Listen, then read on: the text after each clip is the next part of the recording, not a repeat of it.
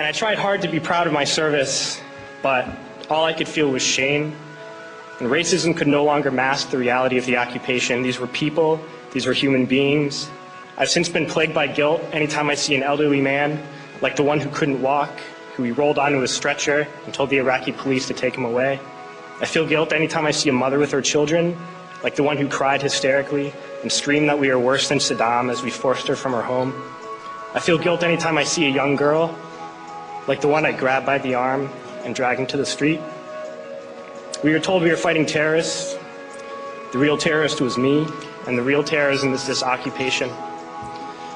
Racism within the military has long been an important tool to justify the destruction and occupation of another country. It has long been used to justify the killing, subjugation, and torture of another people. Racism is a vital weapon employed by this government. It is a more important weapon than a rifle, a tank, a bomber, or a battleship. It is more destructive than an artillery shell, or a bunker buster, or a Tomahawk missile. While all those weapons are created and owned by this government, they are harmless without people willing to use them. Those who send us to war do not have to pull a trigger or lob a mortar round. They do not have to fight the war, they merely have to sell the war.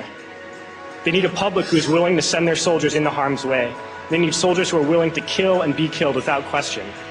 They can spend millions on a single bomb, but that bomb only becomes a weapon when the ranks of the military are willing to follow orders to use it. They can send every last soldier anywhere on earth, but there will only be a war if soldiers are willing to fight.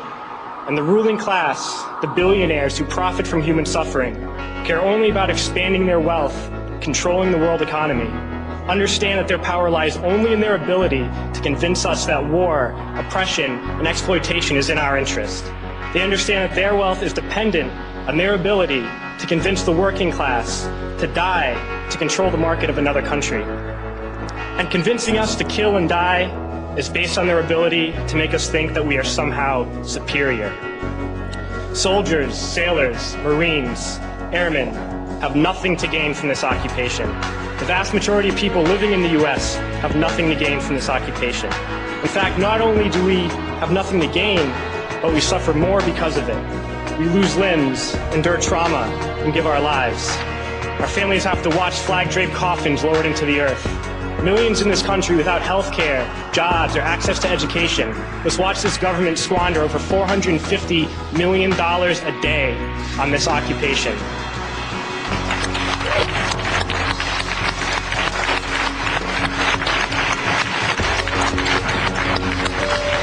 Poor and working people in this country are sent to kill poor and working people in another country to make the rich richer. And without racism, soldiers would realize that they have more in common with the Iraqi people than they do with the billionaires who send us to war.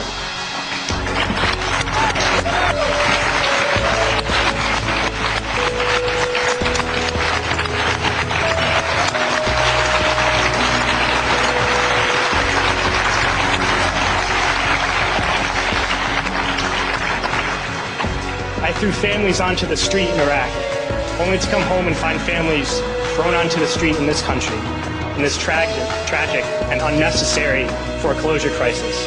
We need to wake up and realize that our real enemies are not in some distant land. They're not people whose names we don't know and cultures we don't understand. The enemy is people we know very well and people we can identify. The enemy is a system that wages war when it's profitable. The enemy is the CEOs who lay us off from our jobs when it's profitable. It's the insurance companies who deny us health care when it's profitable. It's the banks who take away our homes when it's profitable. Our enemy is not 5,000 miles away. They are right here at home. If we organize and fight with our sisters and brothers, we can stop this war, we can stop this government, and we can create a better world.